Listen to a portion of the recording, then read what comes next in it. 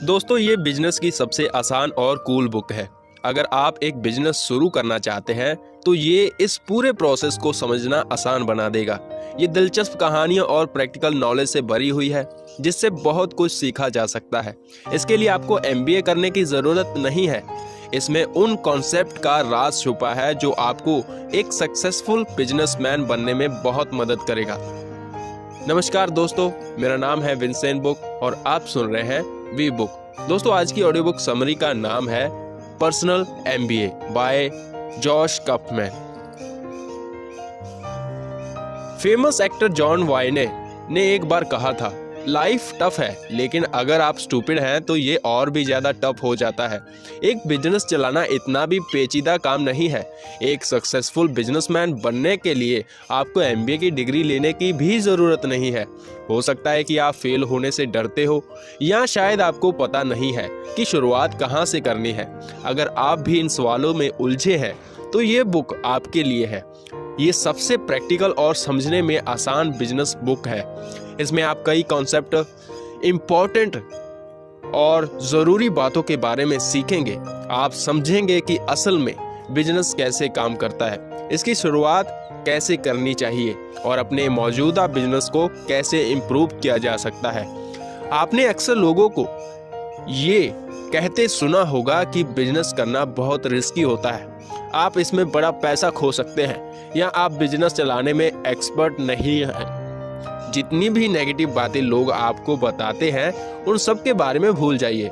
आपको सक्सेसफुल होने के लिए सब कुछ जानने की ज़रूरत नहीं है और एक बड़े इन्वेस्टमेंट की जगह आप छोटी सी शुरुआत भी कर सकते हैं। एक बिजनेस शुरू करने के लिए आपको 5 चीज़ों को समझना होगा। तो आइए एक एक करके इन्हें गहराई से समझते हैं। पहली, वैल्यू क्रिएशन। बिजनेस शुरू करने के लिए सबसे पहली चीज़ जो आपको सोचनी है वो है प्रोडक्ट। आप कौन सा प्रोडक्ट या सर्विस लोगों तक पहुंचाना चाहते हैं। अपने प्रोडक्ट या सर्विस के जरिए आप लोगों को कितनी वैल्यू दे पाएंगे। आपकी असली वर्थ इस बात पर डिपेंड करती है कि आप लोगों को उनके पैसों के बदले कितनी वैल्यू दे सकते हैं। ऐसी कौन सी चीज़ है जिसकी लोगों को ज़रूरत है या मार्केट में जिसकी कमी है। जो भी चीज़ कस्टमर की लाइफ को थोड़ा भी बेटर बना दे उसे वैल्यू कहा जाता है। वैल्यू एक ऐसा एक्सपीरियंस भी हो सकता है जिसे कस्टमर हमेशा याद रखे और दूसरे प्रोडक्ट उसे अपनी और अट्रैक्ट ना कर सके। एक ऐसा एक्सपीरियंस जिसके सामने दूसरों की सर्विस फीकी लगने लगती है। यानी अगर आप दूसरों के मुकाबले उसी दाम पर अपने प्रोडक्ट में ज़्यादा वैल्यू जोड़ कर देंगे तो आप लंबे समय तक सक्सेसफुल बने रहेंगे और ये संभव है। इसी सोच से आप लॉयल कस्टमर बना सकते हैं। दुनिया के टॉप ब्रांड्स और बिजनेस ने इसी बात पर फोकस किया है। इसे और अच्छे से समझने के लिए आइए पहले बिजनेस को डिटेल में समझते हैं। बिजनेस एक लगातार चलने वाला प्रोसेस है जो डिमांड को समझकर प्रोडक्ट या सर्विस क्रिएट करके वैल्यू प्रोवाइड करता है। दूसरा, जो कुछ लोगों की ज़रूरत को पूरा करता है। तीसरा, प्रोडक्ट या सर्विस को ऐसे दाम पर बेचता है जिसे कस्टमर देने के लिए तैयार होता है। चौथा, ऐसा प्रोडक्ट बनाता है जो लोगों की उम्मीदों पर खरा उतर सके। पांचवा, इस तरह बिजनेस इतना प्रॉफिट कमा सकता है जिससे बिजनेस जारी रखने के लिए बिजनेसमैन को सोचना ना पड़े। ये 5 चीज़ें बिजनेस के इम्पोर्टेंट पॉइंट्स हैं और एक दूसरे से जुड़े हुए हैं। पहला है वैल्यू क्रिएशन। इसमें कस्टमर की ज़रूरत को समझकर एक प्रोडक्ट या सर्विस बनाया जाता है। दूसरा है मार्केटिंग। इसका मकसद होता है लोगों का ध्यान अपने प्रोडक्ट की तरफ खींचना और अपने बनाए हुए प्रोडक्ट की डिमांड को क्रिएट करना। तीसरा है सेल्स। इसमें आप अपना प्रोडक्ट कस्टमर तक पहुंचाते हैं जिसके लिए वो उचित कीमत चुकाते हैं। चौथा है वैल्यू डिलीवरी। इस स्टेप में आपने जो वादा किया था वो वैल्यू और एक्सपीरियंस कस्टमर को देना और इस बात का ध्यान रखना होता है कि आप उनकी उम्मीदों पर खरे उतरें। पांचवा है फाइनेंस। इसका मकसद ये देखना होता है कि आप इतना प्रॉफिट तो कमाएं कि बिजनेस को कंटिन्यू किया जा सके। तो देखा आपने, एक बिजनेस को चलाने के लिए सिर्फ इन 5 बातों पर ध्यान देना ज़रूरी है। ज़रूरी तो नहीं कि बिजनेस करना बहुत मुश्किल और पेचीदा हो। चाहे आपने फाइनेंस के सब्जेक्ट को स्टडी किया हो या नहीं, या आप अमीर हो या नहीं, आपके परिवार में कभी भी किसी ने बिजनेस नहीं किया हो, तब भी आप अपने दम पर बिजनेस की शुरुआत कर सकते हैं। आपने बिजनेस के इन 5 पॉइंट्स को पेपर पर लिखें, या आप एक सिंपल डायग्राम भी बना सकते हैं। अगर आपने इसे ठीक से कर लिया तो इसका मतलब है कि आप सही डायरेक्शन में बढ़ रहे हैं। इसका ये मतलब भी है कि आपके पास एक क्लियर बिजनेस प्लान है और वो बिल्कुल सक्सेसफुल हो सकता है। आपको एक और बात जानने की ज़रूरत है, इसे iron law of the market कहते हैं। इसे हम इस कहानी से समझ सकते हैं। डीन केमैन एक इन्वेंटर हैं। 2002 में उन्होंने सेगवे पीटी बनाई थी। ये एक सेल्फ ब्लेजिंग 2 व्हीलर स्कूटर है जिसे उन्होंने $5,000 में बेचा था। डीन का कहना था कि उनका प्रोडक्ट ट्रांसपोर्ट इंडस्ट्री में एक रेवोल्यूशन लाने की ताकत रखता था, ठीक वैसे ही जैसे कार के इनोवेशन ने घोड़ों और बग्गियों की जगह ले ली। उन्होंने उम्मीद की थी कि वो एक साल में 50,000 स्कूटर बेचेंगे, लेकिन 5 साल बाद भी वो सिर्फ 23,000 स्कूटर ही बेच पाए थे। ये उनके गोल का सिर्फ 10% भी नहीं था। स्कूटर का डिज़ाइन उसका प्रॉब्लम नहीं था, वो काफ़ी सिंपल और आरामदायक था, और वो इको फ्रेंडली भी था। प्रॉब्लम थी उसकी कॉस्ट। लोग एक स्कूटर पर $5,000 खर्च नहीं करना चाहते थे, जिसके बजाय पैदल चलना या बाइक पर जाना ज़्यादा सस्ता था। इस प्रोडक्ट की मार्केट में कोई डिमांड ही नहीं थी। जो बिजनेसमैन बनना चाहते हैं वो अक्सर यही गलती दोहराते हैं। प्रॉफिट कमाने के लिए मार्केट में आपके प्रोडक्ट की रियल डिमांड होनी चाहिए। अगर ये सिर्फ आपकी इमेजिनेशन में होगा तो काम नहीं करेगा। इसे iron law of the market कहते हैं। अगर आपके प्रोडक्ट की डिमांड नहीं होगी तो इसे खरीदेगा कौन? इसके लिए अपने बिजनेस प्लान को बनाने के बाद उसे दोबारा ठीक से देखें। थोड़ा मार्केट रिसर्च करना बहुत फायदेमंद होगा। आगे बात करते हैं दूसरे चैप्टर की, मार्केटिंग। अब आपने प्रोडक्ट की डिमांड कैसे क्रिएट करेंगे? ये सिर्फ मार्केटिंग द्वारा किया जा सकता है। सिर्फ प्रोडक्ट बनाना काफ़ी नहीं है। आप क्या ऑफर कर रहे हैं, लोगों को इसके बारे में पता होना चाहिए। मार्केटिंग का मकसद होता है सही लोगों का ध्यान अपनी ओर अट्रैक्ट करना और आपका प्रोडक्ट खरीदने के लिए उसमें दिलचस्पी जगाना। ये आपके टारगेट कस्टमर होते हैं। मार्केटिंग उन कस्टमर को ढूंढने का साइंस है जो आपका प्रोडक्ट जरूर खरीदेंगे। जो बिजनेस सबसे तेज और कम पैसों को खर्च कर के अपने टारगेट कस्टमर को अट्रैक्ट कर लेता है, उसे एक उम्दा और सक्सेसफुल बिजनेस कहा जा सकता है। आप जितने ज़्यादा लोगों तक अपना प्रोडक्ट पहुंचा पाएंगे, आप उतने ज़्यादा सक्सेसफुल होंगे। मार्केटिंग को अक्सर सेल्स समझने की गलती की जाती है। हम सब ने डायरेक्टर मार्केटिंग के बारे में सुना है। इसमें सेल्समैन स्पॉट पर कस्टमर को अपना प्रोडक्ट दिखाकर उसे खरीदने के लिए कन्विंस करता है, लेकिन आमतौर पर मार्केटिंग राइट कस्टमर का ध्यान अपनी ओर खींचने के बारे में है। तो वहीं सेल उसे कहा जाता है जब कस्टमर आपका प्रोडक्ट खरीद कर बदले में आपको पैसे देता है। लोगों का ध्यान खींचना बहुत मेहनत का काम है। लोग अपने डेली लाइफ में इतने बिजी हैं कि हो सकता है कि उनका ध्यान आपके प्रोडक्ट पर ना जाए। इसलिए आपकी मार्केटिंग बहुत ज़बरदस्त और असरदार होनी चाहिए ताकि कस्टमर उसे नोटिस करे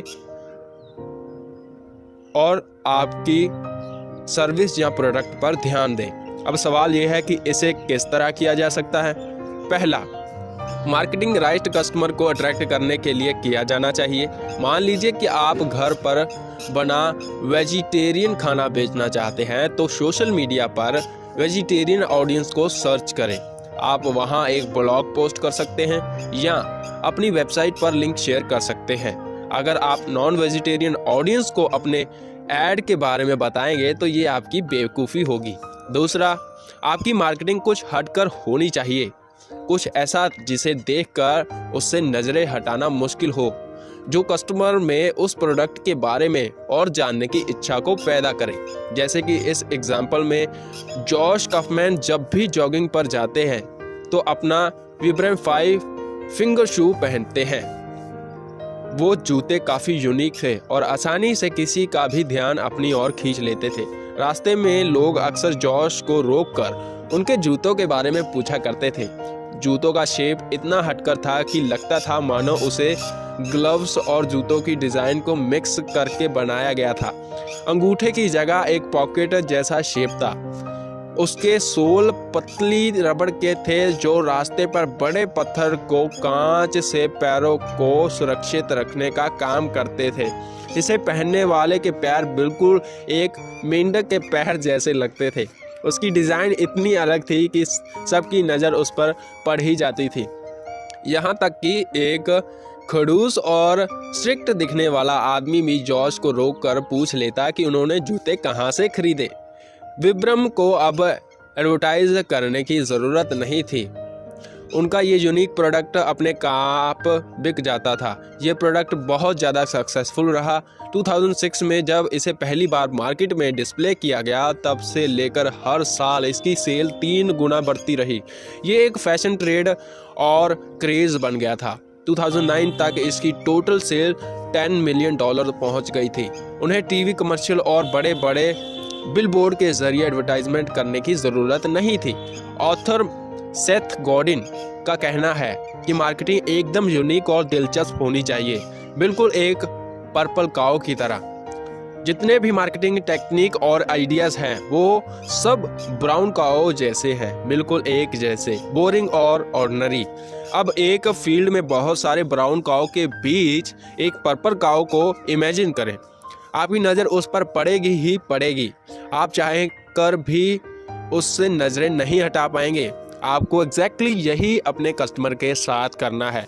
आपकी मार्केटिंग इतनी ज़बरदस्त होनी चाहिए कि लोग आपका प्रोडक्ट खरीदे बिना ना रह सके। तो दोस्तों, अब बात करते हैं तीसरे चैप्टर की, जो कि है सेल्स। सेल्स बिजनेस प्रोसेस का वो हिस्सा है जहां आपके पास असल में पैसा आता है। अगर आपकी मार्केटिंग जोरदार है तो प्रोडक्ट अपने आप बिकने लगेगा। आपको अलग से कोई स्ट्रेटजी या ट्रिक यूज करने की ज़रूरत नहीं होगी। आपका गोल होना चाहिए कि लोग आपके प्रोडक्ट के बारे में जानें, उसे पसंद करें और उसकी क्वालिटी पर भरोसा करें। तब जाकर वो हमसे खरीदेंगे, बार बार खरीदेंगे और लोगों को भी इसके बारे में बताएंगे। सेल्स का सीधा कनेक्शन वैल्यू क्रिएशन, मार्केटिंग और वैल्यू डिलीवरी में है। आपको राइट कस्टमर पर फोकस्ड मार्केटिंग के साथ उनका भरोसा जीतना होगा। लेकिन अगर आपकी क्वालिटी खराब हुई तो सब कुछ बेकार हो जाएगा। आप ब्रांड और रेपुटेशन सिर्फ तब बना पाएंगे जब आपके प्रोडक्ट की क्वालिटी टॉप क्लास की होगी। आप जितना ज़्यादा वैल्यू अपने प्रोडक्ट में जोड़ते जाएंगे, आपके कस्टमर उतने ही आपकी तरफ लॉयल होंगे। वैल्यू जोड़ने का मतलब है अपने कस्टमर को उसी कीमत पर एक ऐसा एक्सपीरियंस देना जो दूसरे ना दे सके। कई बार ये एक्सपीरियंस उसके लिए इतना अच्छा होता है कि वो ज़्यादा कीमत चुकाने के लिए भी तैयार हो जाते हैं। आपको अपने कस्टमर को अपने साथ बांधे रखना है ताकि अगर नए प्रोडक्ट लॉन्च हो तो वो तब भी आपका ही प्रोडक्ट खरीदना पसंद करें। जब कस्टमर आपके प्रोडक्ट और सर्विस से संतुष्ट होंगे तब वो दूसरों को इसके बारे में बताएंगे। आप इसे माउथ टू माउथ पब्लिसिटी भी कह सकते हैं, जब आपके प्रोडक्ट की क्वालिटी उसकी पब्लिसिटी का कारण बन जाती है। सेल बढ़ाने की एक और टिप है, इसे डैमेजिंग एडमिशन कहा जाता है। जब कोई चीज़ बहुत अच्छी होती है तो लोगों को उस पर शक होने लगता है, उस पर विश्वास करना मुश्किल हो जाता है। अगर आपका ऑफर कुछ ज़्यादा ही परफेक्ट हुआ तो संभावना है कि लोग पूछने लगेंगे कि चक्कर क्या है भाई। डैमेजिंग एडमिशन कस्टमर को सीधे सीधे अपनी प्रोडक्ट की कमी यानी ड्रॉबैक बताने के बारे में है। इस तरह आप उनका भरोसा जीत सकते हैं। ऐसा करने से उन्हें एहसास होगा कि आपने झूठ बोलकर उन्हें चीट करने की कोशिश नहीं की। जॉश कॉफमैन और उनकी वाइफ कैल्सी कोलोराडो में एक घर रेंट पर लेना चाहते थे। उस समय वो न्यूयॉर्क में रहते थे। उन्हें नए लैंडलॉर्ड बेन और बेटी ने डैमेजिंग एडमिशन का इस्तेमाल किया था। उन्होंने उन्हें प्रॉपर्टी के बारे में सब कुछ खुलकर बताया। नॉर्थर्न कोलोराडो एक पहाड़ी इलाका है। उन्होंने जॉश को बताया कि उन्हें रॉक स्लाइड के लिए तैयार रहना होगा। उन्हें आसपास के एरिया में घूमने वाले शेर और भालू से भी चौकन्ना रहना होगा। जॉश ये सुनकर घबराए नहीं और ना ही उनका मन बदला। अब वो बेन और बेटी पर और भी ज़्यादा भरोसा करने लगे। उन्हें इस बात की खुशी थी कि उन्होंने कुछ छुपाया नहीं। उनके साथ क्या क्या हो सकता है उस बारे में सब कुछ खुलकर बता दिया। और आखिर में भालू और भगाने के लिए पेपर स्प्रे खरीदने के बाद उन्होंने फाइनली पेपर्स पर साइन कर दिया। अब उन्हें एक कार की भी ज़रूरत थी क्योंकि न्यूयॉर्क में उनके पास अपनी कार नहीं थी। उन्होंने online second hand car search करना शुरू किया, लेकिन ऑनलाइन एक बड़ी अमाउंट का पेमेंट करने में उन्हें हिचकिचाहट हो रही थी। तब उन्होंने car dealer master auto collection के बारे में पता चला। उन्होंने जॉश को कार की छोटी से छोटी डिटेल को ठीक से दिखाने के लिए कई फोटो दिखाए, यहाँ तक कि कार के पीछे जो थोड़ा सा खरोच था उसे कार डीलर ने छुपाया नहीं बल्कि उसकी भी फोटो जॉश को भेजी। जॉश और उनकी वाइफ की ऑनेस्टी ने बहुत खुश हुए। उन्हें विश्वास हो गया था कि वो डीलर भरोसेमंद था, इसलिए उनमें कार खरीदने का कॉन्फिडेंस और बढ़ गया था। मान लीजिए कि आप एक लैपटॉप डीलर हैं, तो आप कस्टमर को एक्सप्लेन कर सकते हैं कि लैपटॉप का एक पर्टिकुलर मॉडल ऑफिस और घर के काम के लिए तो बहुत बढ़िया है, लेकिन गेमिंग के लिए नहीं, क्योंकि उसमें हाई ग्राफिक्स और ज़्यादा स्पेस की ज़रूरत होती है। या अगर आप स्मार्टफोन के सेक्टर में हैं तो आप कस्टमर को बता सकते हैं कि इस फ़ोन की कैमरा क्वालिटी तो लाजवाब है, लेकिन बैटरी कैपेसिटी कम है। सच बोलने से, सब कुछ पहले बता देने से आप कस्टमर का विश्वास जीत सकते हैं और बहुत हाई चांस है कि आपका डील उस वक्त फाइनल भी हो जाए। दोस्तों, अब बात करते हैं अगले चैप्टर की, वैल्यू डिलीवरी। एक अच्छे बिजनेस का सीक्रेट मंत्र होता है आपने जो वादा किया उसे ठीक से अपने कस्टमर तक पहुंचाना। कई बिजनेस झूठे वादे करके कस्टमर से पैसे ऐंठ लेते हैं, लेकिन बदले में उन्हें कुछ और ही डिलीवर कर देते हैं। उसे स्कैम और धोखा कहा जाता है। वैल्यू डिलीवरी का मतलब होता है कस्टमर ने जितने पैसे दिए उसके बराबर या उससे ज़्यादा वैल्यू उसे देना। इस प्रोसेस में कई चीज़ें शामिल हैं, जैसे इन्वेंट्री मैनेजमेंट, ऑर्डर और प्रोसेस करना, प्रोडक्ट डिलीवरी और सेल के बाद कस्टमर सर्विस। सबसे उम्दा बिजनेस वो होता है जो कस्टमर के सामने ऐसा प्रोडक्ट पेश करे जो उसकी उम्मीदों से भी ऊपर हो। इसका मतलब है कि आपके प्रोडक्ट डिलीवरी में अच्छी क्वालिटी, भरोसेमंद सर्विस और फास्ट सर्विस, ये सब शामिल होने चाहिए। इस बात की गारंटी है कि एक हैप्पी और सेटिस्फाइड कस्टमर दोबारा आपका प्रोडक्ट जरूर खरीदेगा। ये कस्टमर दूसरों को अपने प्रोडक्ट में बारे में बता सकता है, आपकी सेल भी बढ़ा सकता है। क्या आप जेपोज की सक्सेस का सीक्रेट जानना चाहते हैं? जेपोज एक लीडिंग ऑनलाइन शू स्टोर है। 2009 में अमेज़न ने जेपोज को $1.2 बिलियन में खरीद लिया था। जेपोज कस्टमर को फ्री शिपिंग की सुविधा देते थे। इसके अलावा अगर कस्टमर का मन बदल जाए तो उन्हें जूते रिटर्न करने की भी फैसिलिटी दी गई थी और जेपोज उनसे बिना कोई सवाल पूछे जूते वापस ले लेते थे। इन सब सुविधाओं के कारण ज़्यादा से ज़्यादा लोग उनके जूते खरीदने लगे। लेकिन जेपोज की एक खासियत जो उन्हें दूसरों से अलग बनाती थी वो थी कि वो कस्टमर को उनकी उम्मीद से बढ़कर सर्विस देते थे। वो नेक्स्ट डे डिलीवरी से अपने कस्टमर को सरप्राइज कर देते थे। ऑर्डर प्लेस करते समय उनकी वेबसाइट पर लिखा होता था कि डिलीवरी में 3 से 7 दिन लग जाएंगे, लेकिन वो अगले दिन डिलीवरी कर कस्टमर को हैरान कर देते थे। जेपोज ने अपने स्टोर के लिए या जो एक्स्ट्रा सुविधा वो दे रहे थे उसके लिए कभी एडवर्टाइज नहीं किया। वो सिर्फ अपने कस्टमर को अच्छा एक्सपीरियंस देना चाहते थे, इसलिए उनके कई लॉयल कस्टमर बनते चले गए। आप भी ऐसा कर सकते हैं। हमेशा अपने कस्टमर की ज़रूरत को पूरा करने और उनकी उम्मीद से बढ़कर कुछ देने की कोशिश करें, नहीं तो आपके और दूसरों के सर्विस में कोई फ़र्क नहीं होगा। आप एक्स्ट्रा ऑर्डिनरी नहीं, सिर्फ ऑर्डिनरी सर्विस देने वाले बनकर रह जाएंगे। अब हम बात करते हैं प्रेडिक्टेबिलिटी की। इसका मतलब होता है कि आपने जो वादा किया था बिल्कुल उसी समय कस्टमर को क्वालिटी प्रोडक्ट डिलीवर करना। ये फैक्टर मार्केट में आपकी गुडविल बनाता है। आइए इस कहानी से इसे समझते हैं। ओआहो और ओरेन और प्रैक्टिक शिरा 2 भाई रहते थे। वो बिजनेस पार्टनर भी थे। उन्हें शिरा सन्स पेंटिंग के नाम से जाना जाता है। वो ज़्यादातर लार्ज स्केल पेंटिंग प्रोजेक्ट का काम करते थे, जैसे यूनिवर्सिटी, मल्टी मिलियन डॉलर के घर, मिलिट्री बेस आदि। उन्होंने जब शुरुआत की थी तब उनके पास कुछ नहीं था, लेकिन कुछ समय बाद वो ओआहो में एक जाने माने पेंटिंग ब्रांड के नाम से मशहूर होने लगे थे। तो इन दो नौजवानों ने उस एरिया के पेंटिंग दिग्गजों से कैसे मुकाबला किया? इसका राज है प्रेडिक्टेबिलिटी। उन्हें हायर करने का मतलब था कि इस बात की पूरी गारंटी थी कि वो आपको बिल्कुल टाइम पर क्वालिटी प्रोडक्ट डिलीवर करेंगे, ना क्वालिटी में कोई असर बाकी होगी और ना टाइम में कोई देरी। इसलिए दिन ब दिन उनके कस्टमर की गिनती बढ़ती जा रही थी। उनके मुकाबले दूसरे पेंटर्स काफ़ी अनप्रेडिक्टेबल थे। वो काम खत्म करने में बहुत समय लगाते थे, काम में देर से आते, बातचीत में मिलनसार और व्यवहारिक भी नहीं थे, और उनके काम की क्वालिटी भी अच्छी नहीं थी। लेकिन आरोन और पैट्रिक अलग थे।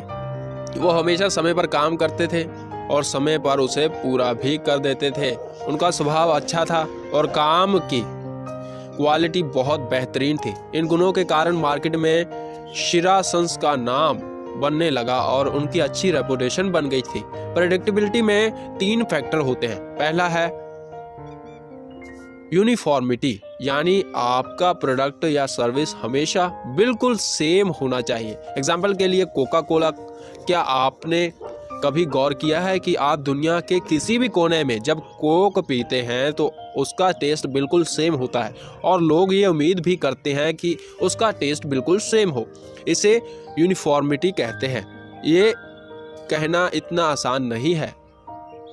इस ड्रिंक को बनाने से लेकर इसकी पैकेजिंग और डिस्ट्रीब्यूशन के हर स्टेप में कोका कोला ने यूनिफॉर्मिटी को बरकरार रखा है। जरा सोच कर देखिए कि हजारों जगह बिल्कुल सेम प्रोडक्ट पहुंचाने के लिए ट्रांसपोर्ट, वेयरहाउस और ना जाने किन किन चीज़ों की ज़रूरत होती है। दूसरा फैक्टर है कंसिस्टेंसी, जिसका मतलब है उसी क्वालिटी का प्रोडक्ट बार बार कस्टमर को देते रहना।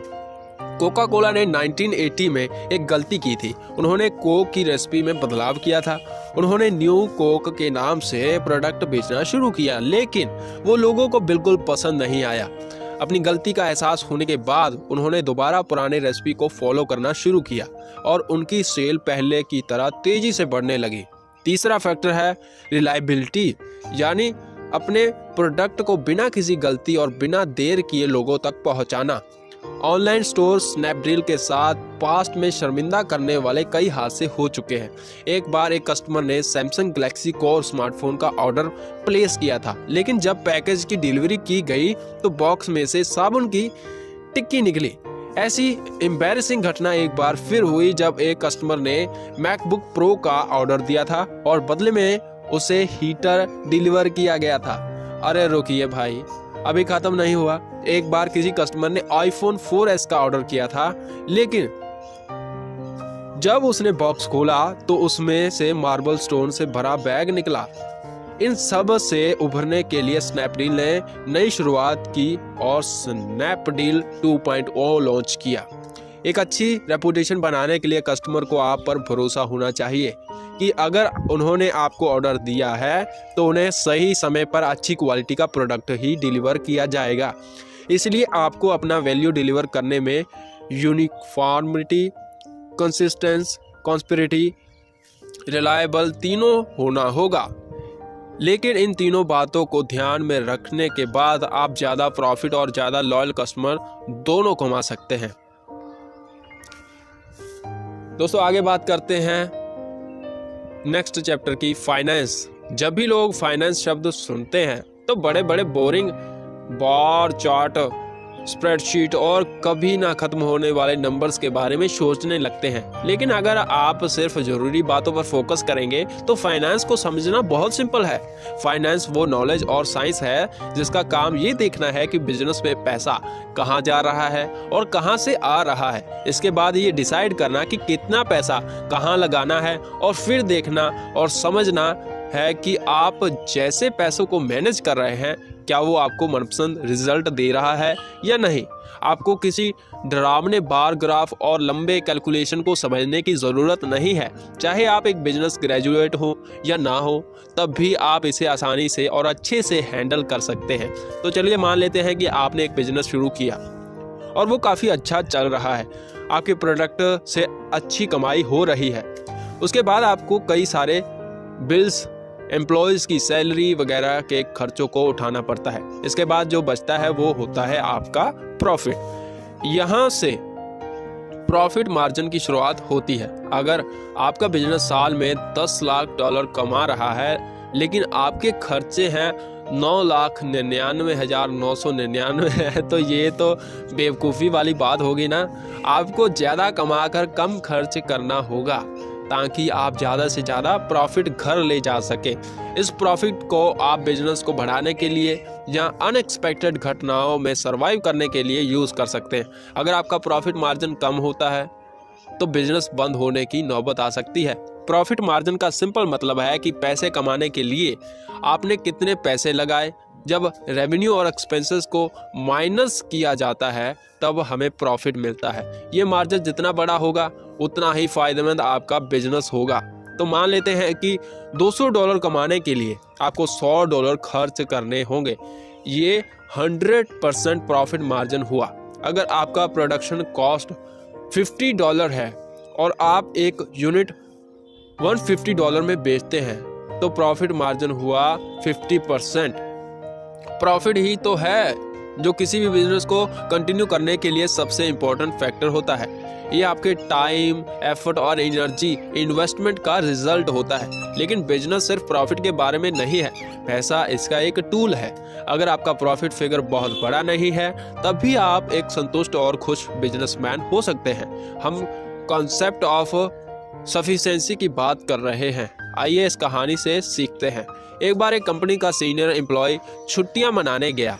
उसके डॉक्टर ने उसे ब्रेक लेने की सलाह दी थी, इसीलिए वो एक छोटे से गांव में हरियाली और शांति के बीच कुछ समय बिताने के लिए चला गया। एक दिन वो वॉक पर निकला। नदी किनारे चलते चलते उसकी नजर एक मछली पकड़ने वाले मछुआरे पर पड़ी। वो अभी अभी मछलियां पकड़कर अपने बोट के साथ लौट रहा था। उसने कई बड़ी बड़ी मछलियां पकड़ी थी। इतनी अच्छी क्वालिटी की मछलियां पकड़ने के लिए उस आदमी ने मछुआरों की बहुत तारीफ की। उसने पूछा, सर, इन्हें पकड़ने में आपको कितना समय लगा? ज्यादा नहीं, मछुआरे ने कहा। आप कुछ देर रुककर और मछलियां क्यों नहीं पकड़ सकते? एम्प्लॉई ने पूछा। मैं अपने परिवार का पेट भरने जितना कमा लेता हूँ, मछुआरे ने कहा। फिर आप बाकी के समय में क्या करते हैं? आदमी ने पूछा। मैं अपने बच्चों के साथ खेलता हूँ, बीवी के साथ समय बिताता हूँ, अपने दोस्तों से गप मारता हूँ। और उसने कहा, सर, मैंने हार्वर्ड यूनिवर्सिटी से MBA किया है, मैं आपकी मदद कर सकता हूँ। आपको थोड़ी और देर मछलियाँ पकड़नी चाहिए, ज़्यादा प्रॉफिट से आप और बोट खरीद पाएंगे। बीच में किसी आदमी के जरिए मछलियाँ बेचने की बजाय आप सीधे कस्टमर को बेच सकते हैं। फिर आप अपनी फैक्ट्री भी शुरू कर सकते हैं। आप मछलियों को कॉर्न में पैक कर सकते हैं, ग्रोसरी स्टोर में बेच सकते हैं। अगर आपने सब ठीक से मैनेज किया तो आप इस छोटे से गांव से निकलकर एक बड़े शहर में रह पाएंगे। आपकी लाखों में कमाई होगी। और इन सब से कितना वक्त लगेगा? मछुआरे ने कहा। 15 से 20 साल या शायद 25 साल भी लग सकते हैं, उस आदमी ने कहा। फिर उसके बाद क्या होगा भाई? फिर मछुआरे ने कहा, यही तो कमाल की बात है। आप अपनी ढेर सारी जमा पूंजी के साथ रिटायर हो सकते हैं। उसके बाद फिर आप अपने बच्चों के साथ खेल सकते हैं, बीवी के साथ समय बिता सकते हैं, दोस्तों के साथ गप मार सकते हैं। तो अंत में यही समझ में आता है कि मछुआरा उस एम्प्लॉय से कम कमाते हुए भी ज्यादा खुश था। वो अपने परिवार की जरूरतों को पूरा करने जितना कमा कर अपनी जिंदगी में मस्त था। दूसरी ओर वो एम्प्लॉय लाखों कमा रहा था, लेकिन उसका सारा समय ऑफिस में बीत जाता था। उसके पास अपने परिवार के लिए समय ही नहीं था। इनसे उसे थका दिया था, बीमार कर दिया था, जिस वजह से डॉक्टर ने उसे रिलैक्स करने की सलाह दी थी। इसी का मतलब होता है सफिशिएंट होना यानी काफ़ी होना। सिर्फ लाखों कमाने से बिजनेस सक्सेसफुल नहीं होता। आपको उतने ही प्रॉफिट की ज़रूरत है जिससे आप ठीक से बिजनेस चला सके और अपने परिवार की ज़रूरतों को पूरा कर सके। बचे हुए समय में आप इस जीवन का आनंद ले सके। अभी तो आप इस दौड़ती हुई दुनिया में इतने बिजी हैं कि आपके पास ढलते हुए सूरज को देखने का भी वक्त नहीं है।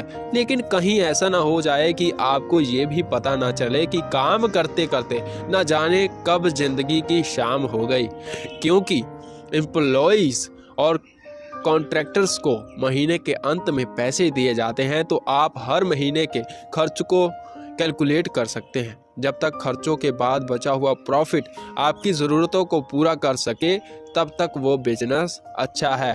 तो दोस्तों, हम पहुंच गए इस समरी के कंक्लूजन तक।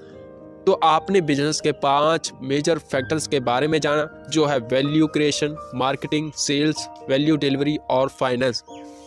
आपने iron law of the market के बारे में समझा।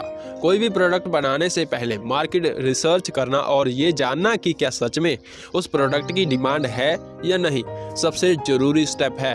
बिना ऐसा किए प्रोडक्ट को मार्केट में लॉन्च करना बेवकूफ़ी होगी।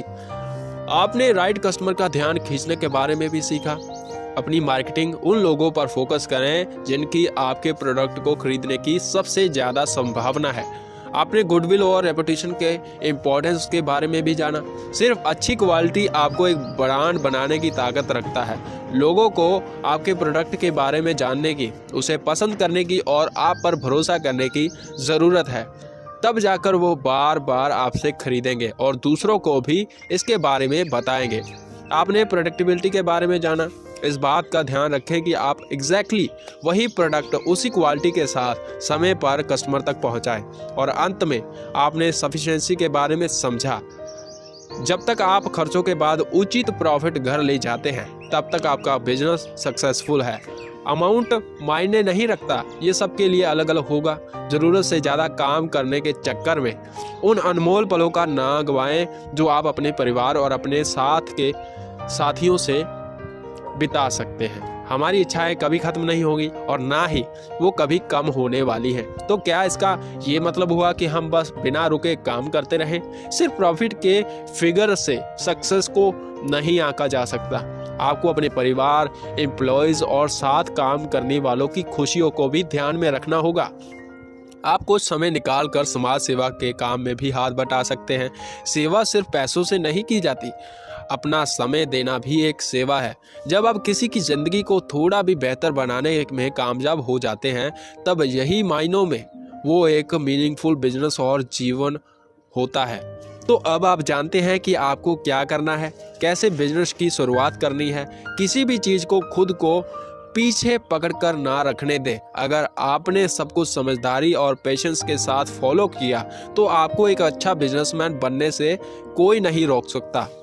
तो दोस्तों, ये समरी यहीं पर ख़त्म होती है।